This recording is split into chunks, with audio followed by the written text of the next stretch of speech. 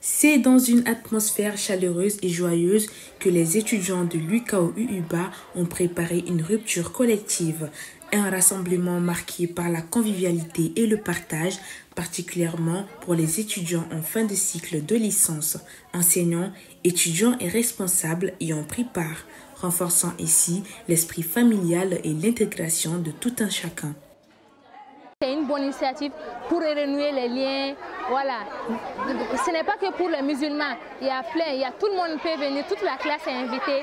C'est un moment pour se rassembler, partager, échanger, parler de nos stages, parler des difficultés. C'est déjà la 3e année.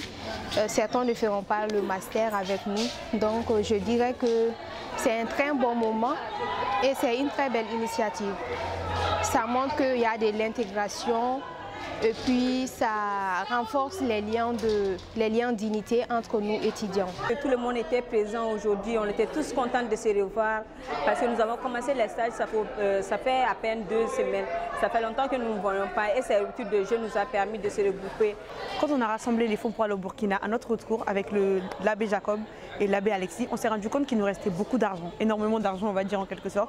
Donc lors d'une réunion, on a décidé de proposer aux élèves tout simplement s'ils voulaient qu'on prépare une rupture collective avec l'argent qui restait. Donc ils étaient particulièrement contents on va dire, qui n'est pas content de manger du mouton on va dire.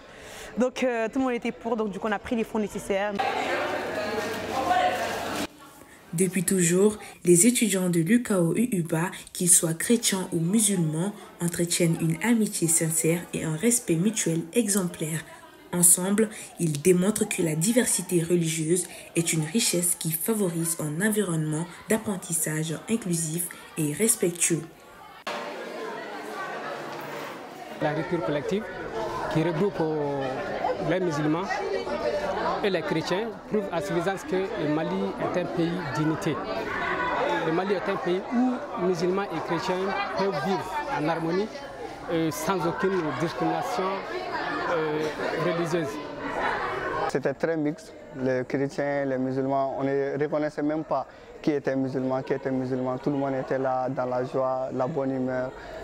C'est vraiment une bonne chose qui restera gravée dans nos mémoires, réellement. C'est une université d'intégration, ce n'est pas seulement pour les musulmans, ce n'est pas seulement pour les chrétiens.